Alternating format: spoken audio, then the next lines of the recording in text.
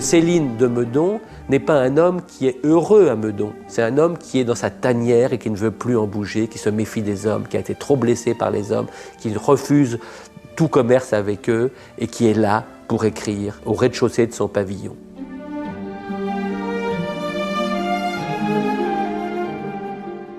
On m'accable parce que je suis raffiné. Mon Dieu, qu'on me tue. Si dans un élevage on tue des bêtes raffinées, évidemment c'est un élevage très spécial.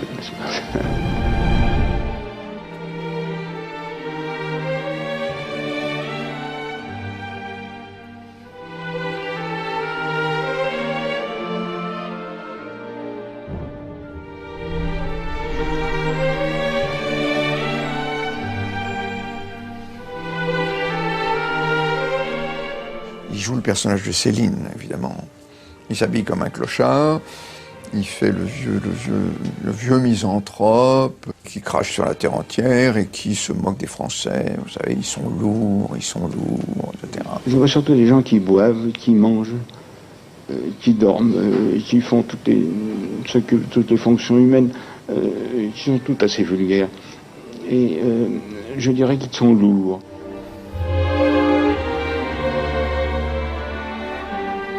La blessure de Céline explique aussi à la fois cette déformation de la vision et cette déformation stylistique. Ce style éclaté, morcelé comme des bombes qui éclatent, des shrapnels de mots, de phrases, de bouts de syntaxe en folie.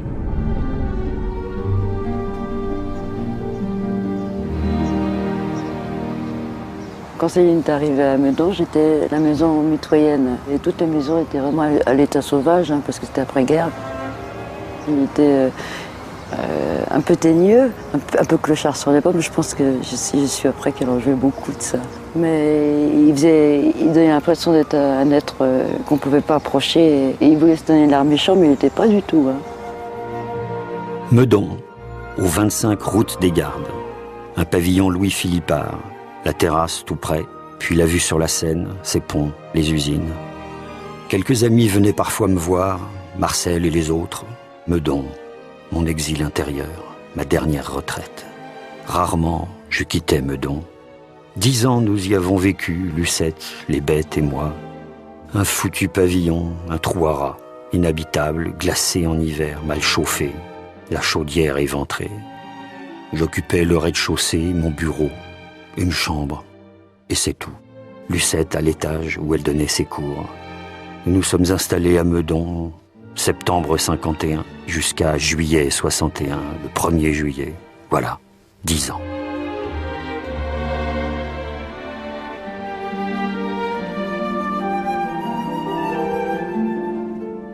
Louis-Ferdinand Destouches, qui va devenir Louis-Ferdinand Céline, est né à Courbevoie le 27 mai 1894. C'est un milieu de la petite bourgeoisie, pas très loin du peuple, mais pas la grande bourgeoisie. Et c'est un milieu, on pourrait presque dire, un milieu déclassé, puisque son père avait des prétentions un peu nobiliaires, sa mère était d'origine prolétaire. Donc Céline est dans un milieu petit commerçant. Sa mère est une commerçante, elle va avoir une boutique de curiosités où elle vend de la dentelle ancienne. Et puis le père travaille dans une compagnie d'assurance. Mais alors Céline est à cheval sur plusieurs milieux finalement. Il est de banlieue. Ils ont des prétentions aristocratiques parce que le père, qui était le fils d'un agrégé de lettres, enfin ils ont certaines prétentions. D'ailleurs le père se faisait appeler Destouches avec la particule, Destouches en 2 mots. Et ils ont des moyens de prolétaires, finalement, parce qu'ils sont absolument fauchés. Là, ça, c'est assez curieux, voyez-vous. Il est de banlieue, il est de Paris, il est bourgeois, prolétaire et aristocrate. Le commerce des parents de Céline à Courbevoie périclite, et ils prennent la décision donc de revenir sur Paris, où la grand-mère maternelle donc de Céline, la fameuse Céline Guilloux, c'est Louis-Ferdinand Destouches, lui prendra son prénom comme pseudonyme plus tard, donc tient une boutique, et en fait le couple revient donc à Paris, et trouve effectivement un bail pour une boutique dans le passage Choiseul, qui deviendra le cadre de Mort à crédit plus tard. C'est que le passage Choiseul, à cette époque-là, était au gaz. Ce qui fait qu'il y avait 360 becs de gaz qui marchaient à partir de 14 du soir. Avec des becs ouvriers qui marchaient, on était dans le gaz. Donc j'étais élevé dans une cloche à gaz. Voilà. À cette époque-là, vous étiez un enfant très doux, très affectueux ou en ce sens, j'avais pas beaucoup de chance d'être doux et affectueux. J'étais élevé dans les gifs parce qu'il fallait des gifs, parce que c'était comme ça à cette époque-là. On élevait avec des gifs. Et puis tais-toi, tu es un voyou, etc.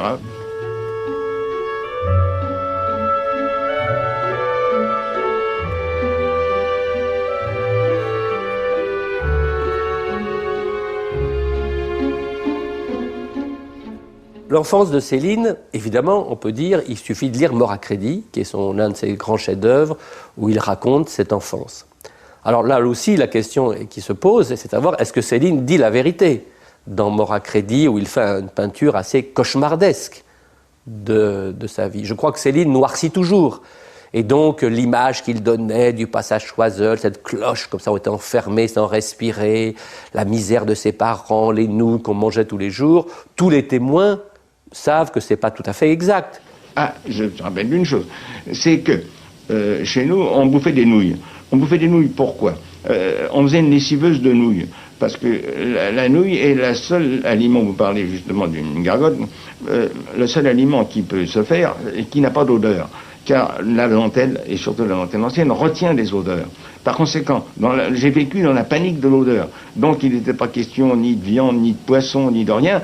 La nouille. Alors la nouille. Alors ma mère, ma pauvre femme, il y avait un escalier, n'est-ce pas? Alors pour monter les escaliers, elle était infirme. Pour monter un escalier d'un étage, en tire-bouchon comme ça, pour pas le monter le moins possible, eh ben elle faisait une lessiveuse de nouilles. Alors on bouffait de la nouille, avec peu de beurre, et le soir, hein, très peu. Et ça fait que j'étais élevé aux nouilles à la panade. À Choiseul, il n'y a pas beaucoup de spectacles de la nature.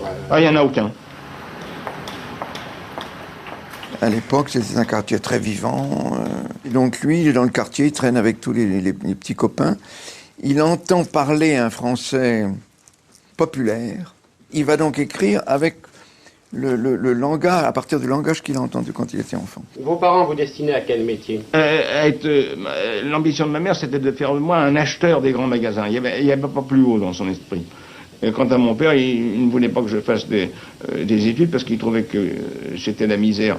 Il le voyait puisqu'il en était dedans. Ce qui est intéressant dans l'enfance de Céline, c'est moins cette enfance relativement banale que la manière dont il la déforme, dont il la cauchemardise. Et il savait d'autant plus qu'il la cauchemardisait, si je puis dire, cette enfance, qu'il avait interdit à sa mère de lire Mort à crédit.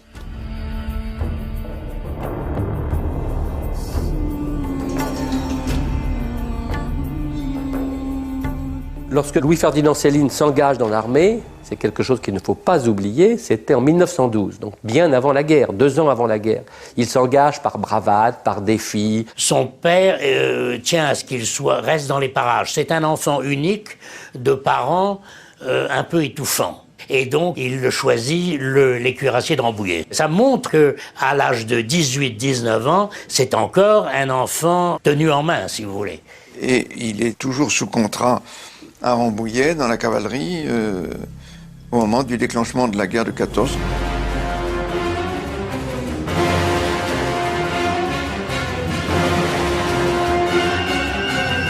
La guerre de 14 qu'il ne va pas connaître dans ce qu'elle a aujourd'hui de symbolique, c'est-à-dire les tranchées, la misère, l'horreur de Verdun, si vous voulez. Lui, il va connaître une guerre des premiers mois, qui est une guerre relativement de mouvement, de cavalerie, de déplacement des troupes et non pas d'enlisement argileux, si j'ose dire. Il a été mobilisé sur la Meuse, il écrit tous les jours où il télégraphie à ses parents et il leur dit par exemple qu'il y a tellement de morts qu'on peut traverser la Meuse à pied. C'est la découverte de l'horreur, de la mort, de l'absurde, du cauchemar. Et c'est quelque chose qui va le marquer profondément.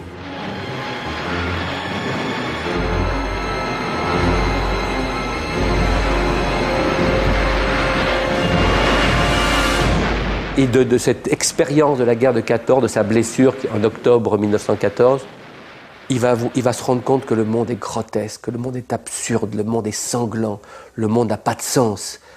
La vérité de ce monde, c'est la mort, répète-t-il dans Voyage au bout de la nuit. Ça va être fondamental. Céline ne participera pas très longtemps à la Première Guerre mondiale. Dès octobre 14, il est blessé. Au cours d'une mission où il devait porter un message, au retour, donc, il est blessé par une balle qui a ricoché, qui se loge dans son bras gauche et qui laissera effectivement son bras très longtemps mal en point, enfin presque inerte.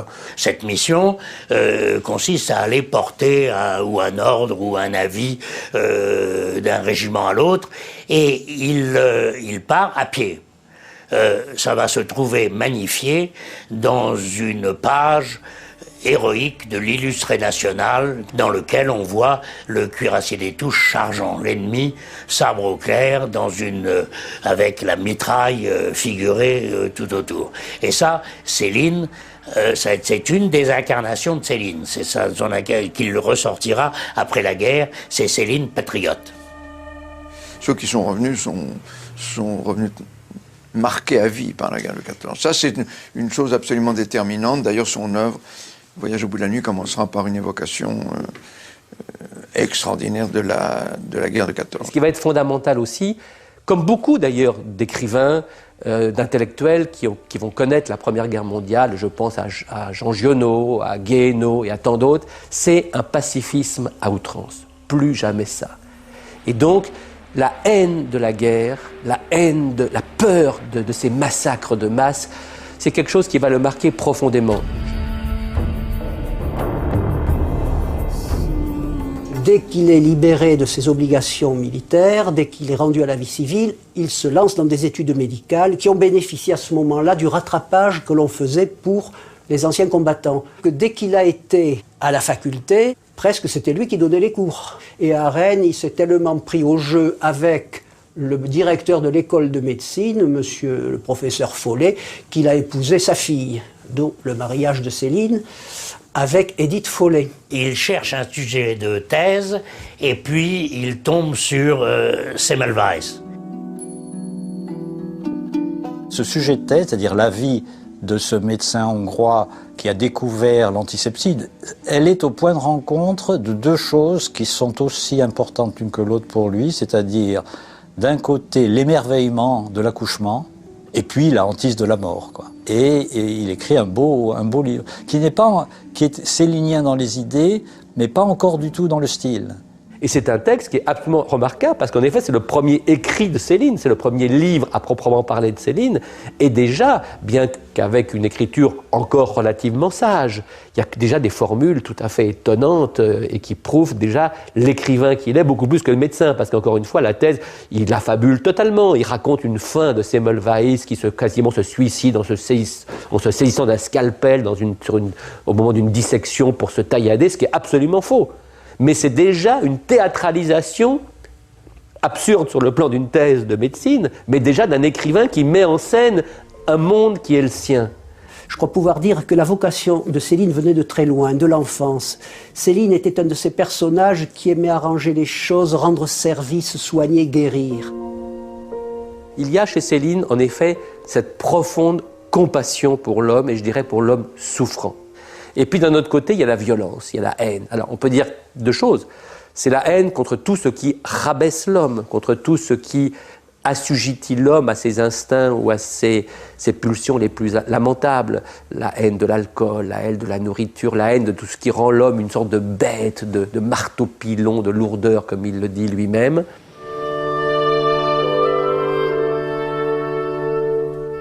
Céline ne cessera d'exercer la médecine. Une fois installé à Meudon, il continuera à être le docteur des Touches, ne faisant pas payer à ses patients le prix de ses consultations.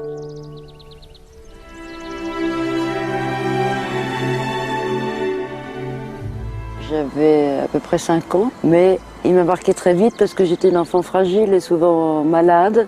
Donc, c'est le premier médecin que j'ai vu, en fait, Céline. Puis ma mère, je me souviens que ma mère voulait quand même le payer. Il a dit, je ne veux pas me payer, ça va pas, non?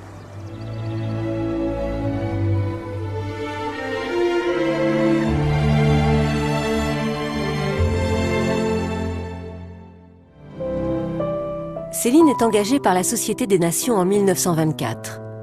Suivent alors de nombreux voyages en Afrique, puis aux États-Unis, où Céline découvre la vie américaine, le jazz et les usines Ford. Revenu en France, il se lance alors dans l'écriture. En 1932, il fera paraître Voyage au bout de la nuit, dédié à Elizabeth Craig, une danseuse américaine avec qui il entretient une relation passionnée. Pourquoi ce livre a été l'un des événements majeurs de la littérature, de l'histoire de la littérature française des années 30, et même de la littérature française du XXe siècle?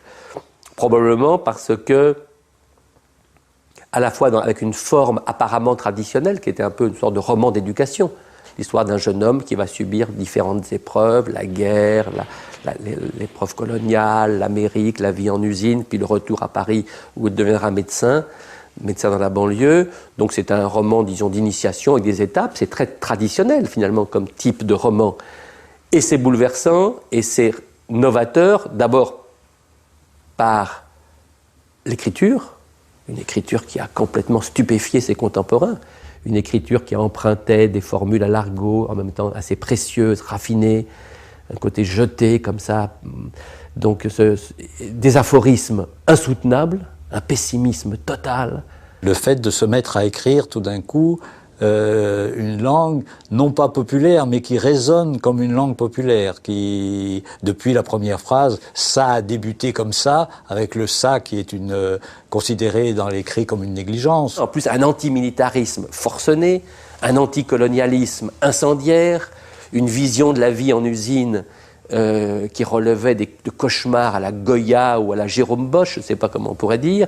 Donc une sorte de puissance, de dynamite incandescente, d'une sorte d'homme, on ne savait pas si c'était de gauche, de droite, mais enfin c'était une sorte d'anarchiste de la pensée et de la vision du monde. Il va dénoncer toutes les injustices, toutes les misères humaines. On le voit très très bien pendant la guerre, hein, le sort des soldats dans les tranchées. En Afrique, le sort des Africains, hein, exploités par les colonialistes. Et en Amérique, ensuite, dans les usines, le sort des ouvriers américains qui sont exploités par d'autres. Une autre forme d'exploitation de l'homme par l'homme, c'est-à-dire par les patrons. Et tout ça a bouleversé complètement ses contemporains et a créé aussitôt la polémique. D'abord, il y a un scandale énorme, il y a une presse énorme, pour et contre, mais c'est ça qu'il faut. Hein. Et il y a, ce qui est probablement plus important, une reconnaissance par ses pairs, par les écrivains. Hein, tout le monde, il y a enfin, très peu d'écrivains qui ne reconnaissent pas qu'il y a là quelque chose avec lequel il faut compter, qu'on n'oubliera pas, etc. Ce qui est amusant, c'est que les gens qui ont aimé Céline à l'époque, ceux qui l'ont défendue, c'était aussi bien l'extrême gauche, les communistes, la gauche révolutionnaire ou libertaire, que des esprits libres de droite, comme Léon Daudet. Donc on avait d'un côté Léon Daudet, de l'autre côté Trotsky qui allait défendre Céline, Aragon et Elsa Triolet qui allaient traduire Voyage en russe. Et donc on avait à la fois toutes les contradictions d'un homme seul, qui n'était pas un homme de parti, qui écrivait un livre qui était une sorte de bâton de dynamite dans la société, dans la bien-pensance de l'époque. Suite au succès de Voyage au bout de la nuit, Céline se met rapidement à l'écriture d'un nouveau roman. Ce sera Mort à crédit. Mort à crédit a été très mal accueilli par l'ensemble, pas l'ensemble, mais presque la totalité des chroniqueurs qui se sont bouchés le nez en disant ça pue, ça sent la merde. Ils le disent pas comme ça, mais ils le laissent entendre. Et c'est à ce moment-là qu'il va rédiger Bagatelle pour un massacre. Il abandonne le roman de manière concrète parce qu'il avait un roman en cours en 1937 qui était la suite de Mort à crédit, et qui laisse tomber pour se lancer dans Bagatelle pour un massacre. Ce qui le motive le plus, Céline, dans ses pamphlets antisémites, c'est le pacifisme. C'est la haine de la guerre et la panique d'une guerre à venir qui nourrit les arguments. Quand on lit les arguments développés par Céline dans les pamphlets, c'est ces arguments-là, c'est-à-dire la guerre va venir et les Juifs nous poussent à la guerre. On alla jusqu'à voir tous les postes de commande de la maison France entre les mains des Juifs. Le résultat, on le connaît. Voilà essentiellement les arguments, si je puis dire, apparemment les plus raisonnables ou les plus développés par Céline dans ses pamphlets. Évidemment, c'est un argument absurde qui ne tient pas debout, mais malgré tout, c'est ça qu'il développe. Voilà comment on explique son antisémitisme, avec d'autres circonstances tout de même. Il est né en 1894, c'est l'année où démarre l'affaire Dreyfus. Son père est un lecteur de Drummond, son père est anti-Dreyfusard, et toute l'enfance de Céline sera bercée par l'affaire Dreyfus, mais côté anti-Dreyfusard. Mais tout ça, au fond, ne tient pas. Ce qui compte, c'est à la fois le point de départ absurde et réel de l'antisémitisme de Céline, qui est le pacifisme, et le délire célinien. Dans les années 30, l'antisémitisme de Céline, il peut apparaître comme une sorte de gigantesque provocation, comme une mise en contexte par rapport à ce pacifisme des années 30. Et puis tout change. Tout change avec la Deuxième Guerre mondiale. À ce moment-là, Céline s'aligne sur les positions des nazis.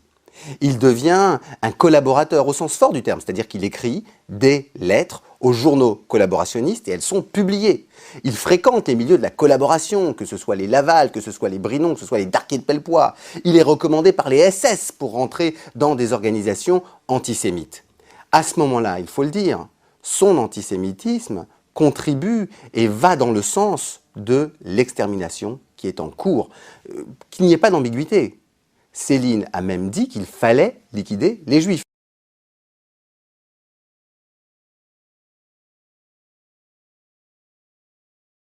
Au lendemain de la Deuxième Guerre mondiale, évidemment, c'est ce qui explique qu'il soit à ce point détesté et marginalisé. Et pourtant, jusque dans les années 50, jusqu'à sa mort pratiquement, Céline ne reniera rien. Il restera cette espèce d'antisémite totalement obsessionnel, complètement entré dans une espèce de folie idéologique qui ne sait pas reconnaître l'évolution de son temps. Et les livres très fâcheux que j'ai pu écrire étaient faits justement contre la violence. Je sentais une guerre venir et je dénonçais les motifs de la guerre et les suites. L'histoire m'a donné raison, mais pas les hommes. Bon, ça, c'est une très grosse différence entre l'opinion des gens et puis les faits. Et alors, je dénonçais avec violence. Il suffit de dire simplement que vous allez tomber dans un précipice. C'est violent. Si vous dire, monsieur, avancez, je vous en prie, vous êtes là sur une jolie pelouse et vous marchez gentiment devant vous, ne vous occupez pas du reste. Ah non.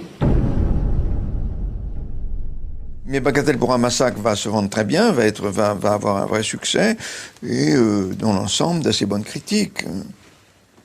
Et il y a des gens comme Gide qui vont dire que, bon, c'est du Céline, hein, il faut prendre ça comme ça, et ils voient ça sur le plan sarcastique, hein, tout le côté comique de Bagatelle pour un massacre, parce qu'évidemment c'est écrit dans un style, c'est écrit au vitriol, c'est écrit de façon, un style incroyable. Il est celui qui annonce le premier la guerre contre l'Allemagne. Il dit voilà, la prochaine guerre va arriver, ça va être contre l'Allemagne, moi j'en veux pas. Donc de ce point de vue-là, effectivement, il annonce un conflit qui va se dérouler 3 ans plus tard. Il annonce aussi d'autres choses. Par exemple, il annonce dans les beaux draps, il annonce l'arrivée des 35 heures, les pavillons Borloo pour tout le monde, le communisme à la française, où tout le monde va être fonctionnaire. Il y a des choses, il y a des prévisions assez extraordinaires quand même, des visions céliniennes assez extraordinaires. Il a écrit notamment des passages sur Paris pollué que ne renieraient pas aujourd'hui les écologistes. Hein. C'est des fulgurances céliniennes, noyées dans des tombereaux d'insultes antisémites. C'est une des grandes curiosités de Céline.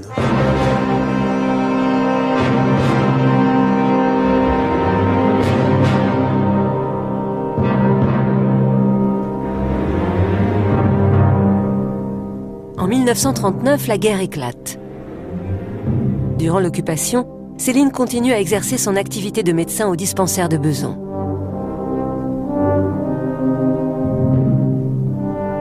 Durant cette période, il épouse Lucette Almansor, sa dernière compagne.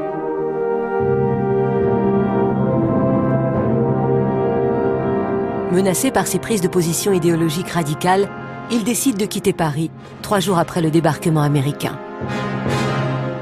Si Céline quitte la France en juin 1944, d'ailleurs elle la quitte très rapidement, hein. Les Alliés ont débarqué le 6 juin, le 17 juin il part, donc, alors qu'ils sont encore en train de piétiner en Normandie, ils ne sont pas aux portes de Paris. Il sait qu'il est considéré comme l'écrivain antisémite par excellence. Et par conséquent, il ne se fait aucune illusion sur la nature humaine, et donc part pour sauver sa peau. Et en effet, s'il n'était pas parti, qu'est-ce qui serait advenu de Céline? Il est vraisemblable qu'il aurait été exécuté ou jugé ou exécuté sommairement. Personne aujourd'hui ne peut douter de cette hypothèse qui est très très vraisemblable. Donc Céline s'en va. Céline s'en va pour gagner le Danemark. Avant la guerre, il avait planqué, au sens littéral du terme, des pièces d'or, ses droits d'auteur sous forme de pièces d'or, au Danemark. Et donc en 1944, l'exil naturel, donc, c'est d'aller rejoindre le Danemark. Pour aller au Danemark, il faut passer par l'Allemagne. Il obtient le droit d'aller en Allemagne sans trop de difficultés.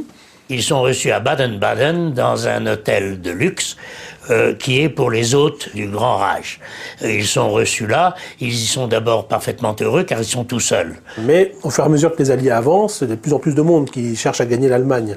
Et Céline surtout ne perd pas de vue, il est coincé à Baden-Baden, on lui a retiré son passeport, on attend de voir pour lui donner une autorisation pour gagner le Danemark. Et ça avance pas, et alors qu'il voit que les armées américaines, elles, se rapprochent de la frontière allemande. Et donc Céline prend la décision d'aller à Berlin. Ils partent tous les deux là-bas avec Le Vigan, Robert Le Vigan, l'acteur. Hélas, le château dans lequel ils aboutissent se révèle terrible. Il y a des restrictions, et on les traite comme des réfugiés normaux. C'était dans une espèce de manoir tenu par des hobereaux allemands. C'était la Prusse.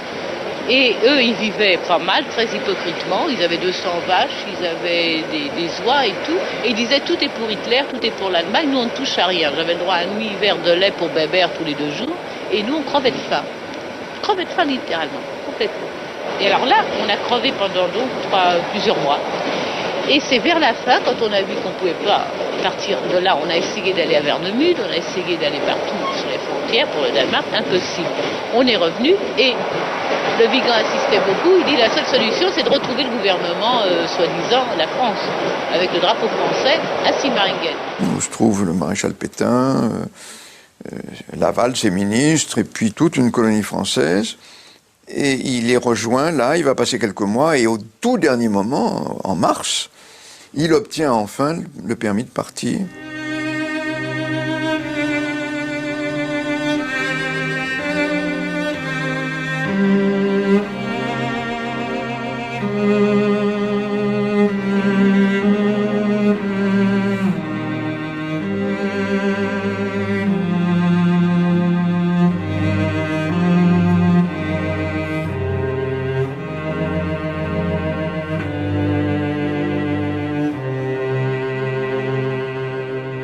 Donc ils s'installent à Copenhague et ils sont très discrets. Pendant quelques temps, il prend un pseudonyme, il se fait pousser la barbe. Ils sont très discrets pendant quelques temps, mais malheureusement en France, on le demande. Et donc il y aura un mandat d'arrêt qui va être lancé et tôt ou tard il est localisé, ce qui sera fait en décembre 1945. Céline est localisée à Copenhague et là, la justice française demande son arrestation. Il est complètement seul. Il n'a de visite que de sa femme. Il est privé de nouvelles. Il ne sait pas si d'un jour à l'autre, il ne va pas être expédié à Fresnes, condamné à mort, exécuté. Donc pour lui, la détention, c'est un vrai calvaire. Il perd ses dents, il est très malade, personne ne parle le français, donc il est un peu isolé au milieu de tout ça. Là, pour ne pas oublier, il écrit, il récapitule en style télégraphique les péripéties, les rencontres, tout ce qu'il a vécu dans ces périodes extraordinaires, entre juin 1944 et pendant 1 an et demi. C'est des cahiers de 16 pages, des cahiers d'écoliers, il y a des vignettes genre images d'Épinal qui sont sur les couvertures de chacun, c'est dessiné aux écoles, et derrière il y a des modèles d'écriture ou bien une récapitulation des grandes dates de l'histoire du Danemark sur les 2 faces de la couverture. Et alors, pour qu'il n'y ait pas de communication avec l'extérieur, les gardiens compostent les pages des cahiers. Et donc, Ce texte continue, qui a une certaine longueur, qui est sur 2 des cahiers. C'est une préfiguration des 4 derniers romans. Au cours de son emprisonnement au Danemark, Céline est condamnée à 1 an de prison et à l'indignité nationale. Ayant déjà effectué sa peine, il est amnistié et revient en France le 1er juillet 1951. Lorsque Céline revient en 1951, il n'est plus rien. Il est fini physiquement, il est amaigri, vieilli, usé, abîmé. Il ne représente plus rien d'un point de vue littéraire. Ses livres ont été de Noël est mort, la maison d'édition a été fermée, ses livres ne sont plus disponibles. On va dire qu'en 1951, Céline est finie. En fait, d'après ce que l'on sait, Lucette et Céline voulaient s'installer en banlieue ouest. Donc ils ont prospecté Bougival, Saint-Germain-en-Laye, et ils sont tombés un peu par hasard sur cette maison qui a priori était dans un mauvais état en 1951. Très inconfortable, parce qu'à l'époque, il n'y avait pas de chauffage, enfin, extrêmement délabré, très inconfortable, mais ça ne gêne pas Céline. Hein. Il a vécu dans des chaumières au Danemark qui étaient pires, donc il s'installe là.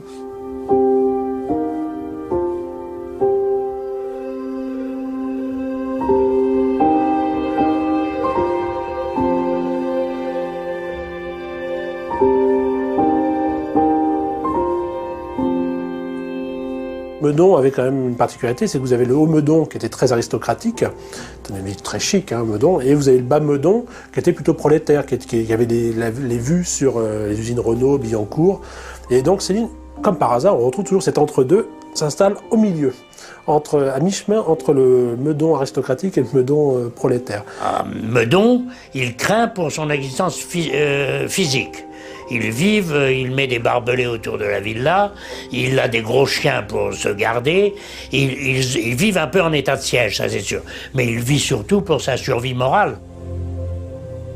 Il y a eu des tracts en disant que l'écrivain nazi, Céline, s'installait à Meudon. Ça n'a pas été au-delà, mais on sait que par les témoignages d'habitants de Meudon de l'époque, que ça se murmurait dans la ville. Ah, c'est Céline, ah, tu vois, ce type-là, c'est Céline, cette ordure, c'est Céline. Donc les gens de Meudon étaient quand même très sensibilisés au fait qu'il était là. Au début, c'était effectivement, ils ont protesté, il y a eu des tracts, etc. Mais bon, comme Céline lui-même ne sortait pas, ne faisait rien et autres, ça s'est un peu calmé. Mais même son proche voisinage n'était pas forcément très accueillant avec lui.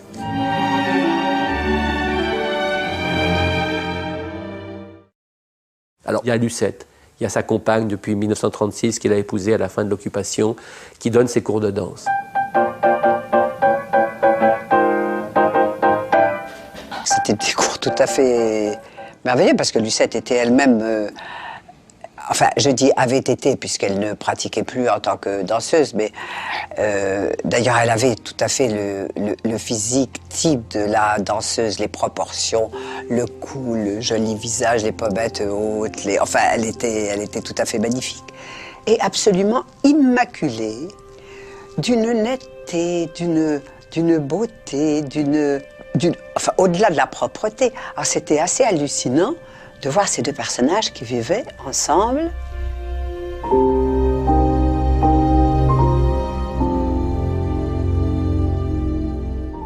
Céline, après la guerre, est l'oublié, le proscrit, l'homme dont on ne parle pas. Les quelques livres qu'il publie après la guerre tombent dans un silence à peu près total et une indifférence absolue, très peu d'exemplaires vendus. Gallimard, qui est le nouvel éditeur de Céline, s'en désole, mais a confiance naturellement dans le génie de Céline.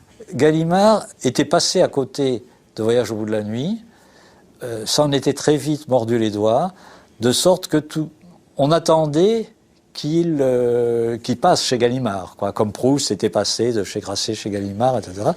Et en effet,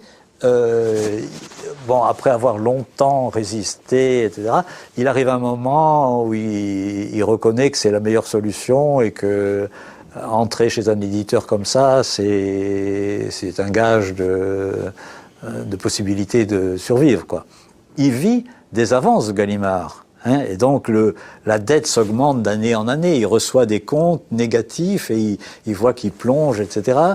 il trouve que Gallimard ne fait jamais assez pour faire vendre ses livres. Or, Gallimard savait ce qu'il faisait, c'est-à-dire qu'il n'y avait pas lieu de faire trop de publicité autour de Gallimard. C'était déjà bien de le publier, etc. À partir de D'un château l'autre, premier volume, cette fameuse trilogie où il évoque la fin de la guerre, les choses basculent. Elles basculent, à mon avis, pour plusieurs raisons. D'abord, en 1956, le temps un peu a passé depuis l'époque de l'épuration et de la fin de la guerre. Les passions sont relativement apaisées. Il y a un peu plus de recul et de sérénité pour reconnaître l'existence de Céline. Il y a le sujet qu'il traite.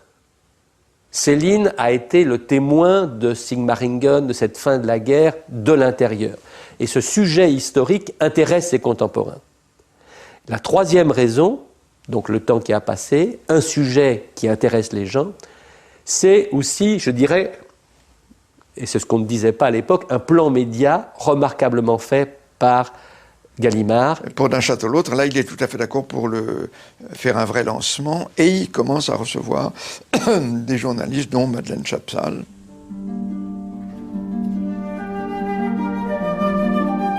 Nous étions en 1957, et l'Express avait été créé en mai 1953. C'était encore un journal très jeune. J'avais interviewé les écrivains de l'époque. Giono, c'était pas rien, Bataille, Sartre, Beauvoir. Céline était rentrée depuis pas tellement longtemps et vivait à Meudon. Et nous n'en parlions pas, ou moi je n'en avais pas entendu parler, quand Roger Limier me dit « Il sort un livre chez Gallimard, vous devriez aller l'interroger, ça sera extrêmement intéressant. » Il n'a pas fait d'interview jusqu'ici depuis son retour. J'en parle à la conférence générale de l'Express et ça commence par un tollé. Céline, c'était vraiment l'image du salaud. Donc, ils se sont concertés, faut-il pas. Et ce qui l'a emporté, c'était le désir et la nécessité de faire connaître aux lecteurs de l'Express le plus grand nombre de choses possibles et de leur expliquer qui était Céline. Donc, un beau matin de 1957, je me suis rendue à Meudon avec un photographe, une sténodactylo, et je me suis retrouvée devant le portail de la maison de Céline.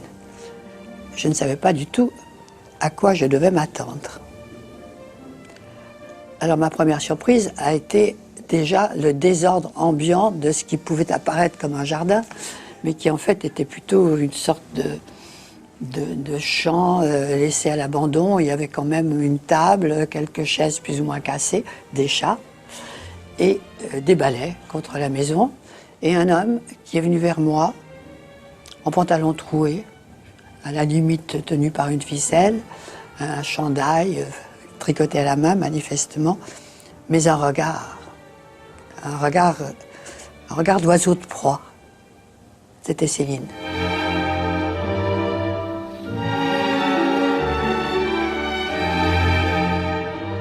Il se considérait déjà comme un homme âgé, usé. D'ailleurs, il était à 75% invalide, mais il avait une lucidité extraordinaire. Je dois dire que ça n'a pas été un entretien très difficile à faire, parce que je n'étais pas plutôt assise en face de lui, la sténo à son travail, qu'il a commencé, je peux dire, à monologuer. Je pense qu'à travers moi, il voyait l'Express, il voyait les lecteurs, il voyait la possibilité de se faire entendre, ce qu'il n'avait pas eu depuis très longtemps. Et ce que j'ai trouvé formidable, c'est que l'Express a publié cet entretien en entier, sans aucune coupure. Alors que par 3 fois, Céline dit, ça, je le sais, le journal ne le passera pas. D'abord, il ne se gêne pas pour dire qu'il n'a fait qu'exprimer ce que pensait une grande partie des Français. Il ne se considérait pas coupable. Si quelque chose était coupable, c'était la société tout entière. Lui, c'était un porte-parole, un observateur. Ensuite, il parle très bien de la littérature. Il dit, maintenant, ce que les gens veulent, qu'est-ce qu'ils veulent? Ils veulent des histoires. C'est pas l'histoire qui compte. C'est le style, c'est ce qu'il appelle le colorant. En fait, la petite musique, parce qu'il me dit quelque part qu'est-ce que j'ai inventé, moi, une petite musique. Il envoie des pics à droite et à gauche, en particulier à Malraux. C'est d'une drôlerie et d'un talent, et même d'un génie exceptionnel. Et puis il termine en me disant « Vous êtes jeune, je suis vieux, vous allez au-devant de la vie. » C'était beau. Céline écrit à un ami le lendemain, tu sais, je leur en ai mis tout ce qu'ils veulent, ils ont de quoi tartiner. Et donc ça va relancer complètement l'intérêt médiatique autour de Céline, ce qui donnera d'ailleurs les émissions télévisées que l'on peut voir encore aujourd'hui, et les journalistes qui vont aller voir Céline. Donc c'est à la fois double. Vous avez les amis de toujours viennent eux régulièrement, en général c'est samedi et le dimanche parce que c'est le week-end, et vous avez les journalistes qui viennent en semaine pour voir la bête, entre guillemets, comme dit Céline. Les amis d'avant la guerre, il n'y en a pratiquement pas. Hein, il y a le seul, c'est Marcel Aimé. Hein, Marcel Aimé viendra très régulièrement voir Céline jusqu'à la fin de sa vie. Je me projetais beaucoup chez eux, puisque je me souviens que les week-ends, il y avait quand même des visites hors du commun. Hein. Je vois ce que je montais, et puis j'ai regardé par la fenêtre, donc je les voyais arriver. Puis après, j'ai essayé d'espionner derrière le grillage. Bon, je récoltais ce que je pouvais. Hein. C'est Marcel Aimé qui était un grand ami, qui m'avait fait d'abord lire Le voyage au bout de la nuit. Ça a été un choc, un éblouissement. Ensuite, Mort à crédit, re-éblouissement peut-être encore plus fort. Et un jour, Marcel Aimé m'a dit, on va aller chez Céline. J'étais extrêmement impressionnée. Donc, j'ai le souvenir de cette maison, de ce jardin avec plein d'animaux, avec les chats. Il y avait toujours Bébert, il y avait les chiens, et puis Céline. Alors là, c'était impressionnant. D'abord, il avait un visage absolument magnifique, des yeux extraordinaires. Il était, mais c'était au-delà de la saleté, il avait du noir dans toutes les rides du visage. Il avait une sorte de veste en peau lainée qui tenait debout tellement elle était crasseuse, un pantalon, enfin c'était inimaginable.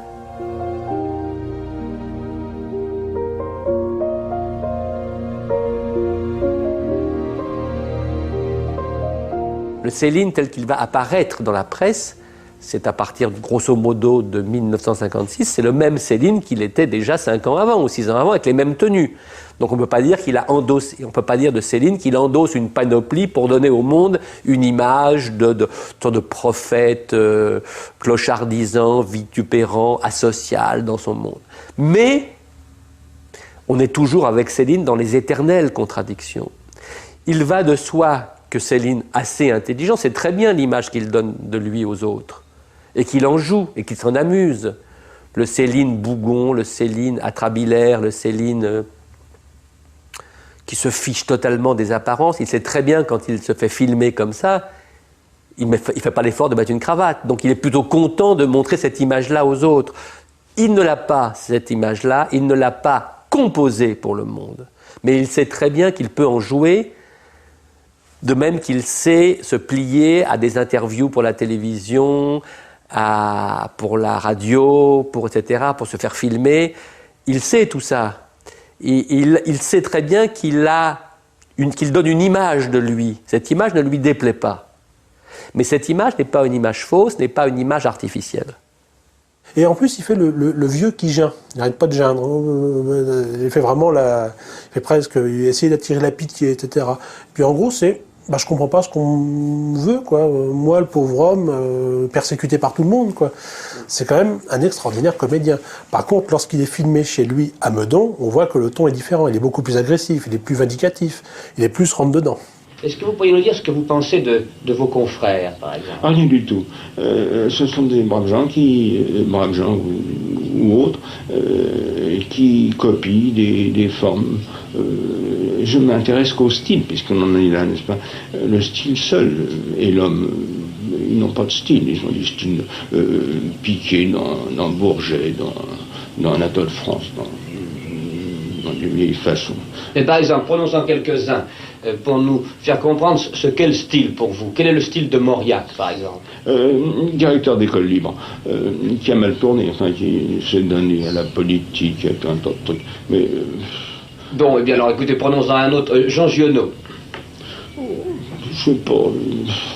insignifiant, n'est-ce pas? Je dois dire insignifiant. Monterland. Insignifiant. Je le dis, insignifiant. Mais lequel, grâce à vos yeux, lequel a un style? Et il y a des ébauches de trouvailles de style qui m'intéressent.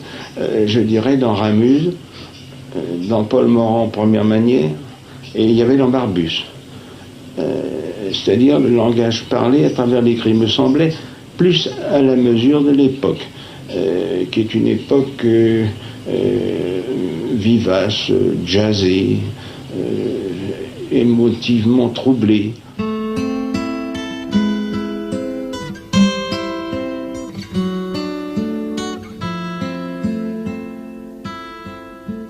Je crois qu'on ne peut pas ne pas parler du Céline d'après-guerre sans parler des animaux. Il découvre les animaux relativement tardivement dans sa vie, avec le fameux chat Bébert dont il hérite, si je puis dire, pendant les années d'occupation, et qui va, ce fameux chat extraordinaire. Et en même temps que Bébert au Danemark, il y aura d'autres chats, des chiens, et toute cette meute de chiens, de chats, qui en quelque sorte font une sorte de barrière pour protéger l'écrivain, le protéger des hommes, et représenter aux yeux de Céline tout ce qu'il aime, c'est-à-dire les gens qui se taisent, donc les gens qui ne mentent pas. Un jour est arrivée une petite chienne tout à fait ravissante et Céline ne pouvait pas la garder, c'était une chienne trouvée. Il y avait déjà d'autres chiens et pour des histoires de chiennes déjà en chaleur, de mâles qui... Enfin bon, sexuellement, ça ne pouvait pas aller, une nouvelle petite chienne ne pouvait pas arriver chez Céline. Et il m'a dit, il faut que vous la preniez. Il aurait pu me la poser, puis j'aurais pu aussi la donner à quelqu'un d'autre. Mais en même temps, c'était une sorte de... Oui, de cadeau qu'il me faisait. Enfin, qu'il m'imposait, et j'ai été très très heureuse avec cette chienne.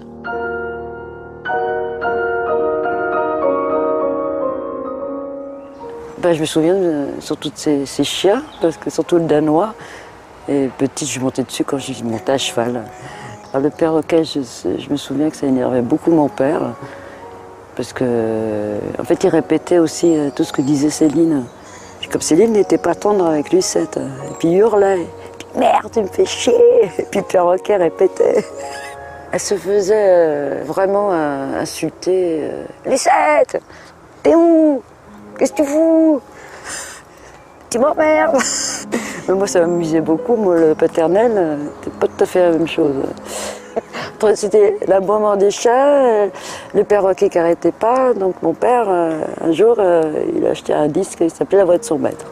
Et il avait mis ça à fond. Et c'est le disque avec un chien qui a brillé dessus. Il a mis ça toute la journée. Il s'est soulagé comme ça, quoi. Il dit « Ras-le-bonne, Céline et ses chiens !» Il était quand même fier d'avoir Céline comme voisin. Hein. Il avait tous les bouquins de Céline dans la bibliothèque. Il était tous les jours couché à 7 h du soir, avec une vie extrêmement frugale, recevant le moins possible. Alors au début, il n'y avait pas grand monde, mais même recevant le moins possible, et que l'essentiel est consacré à son travail. Céline dort horriblement mal. Depuis... peut-être depuis toujours, peut-être depuis le Danemark. En tout cas, alors il ingurgite du Véronal en quantité massive. Le soir, il se réveille très mal fichu, après avoir néanmoins mal dormi ou pas dormi d'une façon reposante. Et alors commence une journée qui est une journée de travail. Il dit c'est le bagne, etc. Mais il a ce besoin d'aller toujours plus loin dans ce qu'il pense être pour chaque page, pour chaque phrase, etc. Donc c'est un labeur infini, quoi.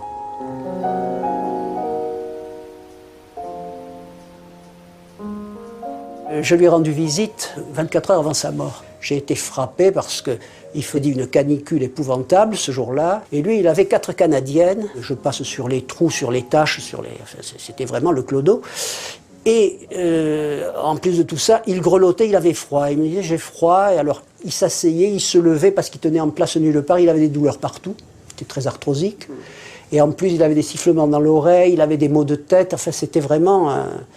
Alors j'en ai pensé qu'il avait le centre de la régulation thermique atteint, peut-être par une tumeur du cerveau, peut-être par l'évolution en sclérose de son artériosclérose cérébrale, dont officiellement il est mort, mais je me demande s'il n'avait pas une tumeur du cerveau.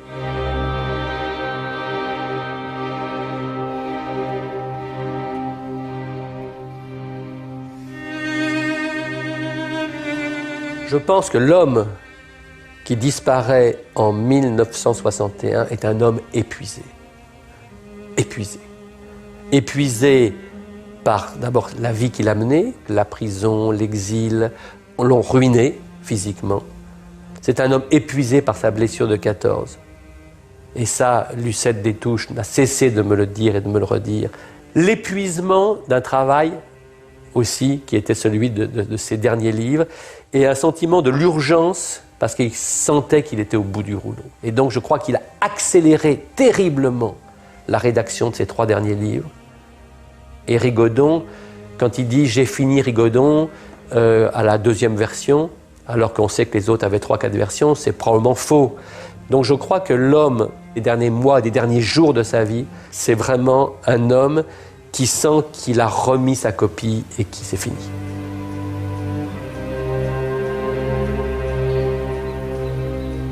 J'avoue que je serais content quand je mourrai. Voilà, la vérité, c'est que je me désire mourir de façon la moins douloureuse possible. C'est tout, j'ai pas besoin, je ne suis pas assoiffé de douleur.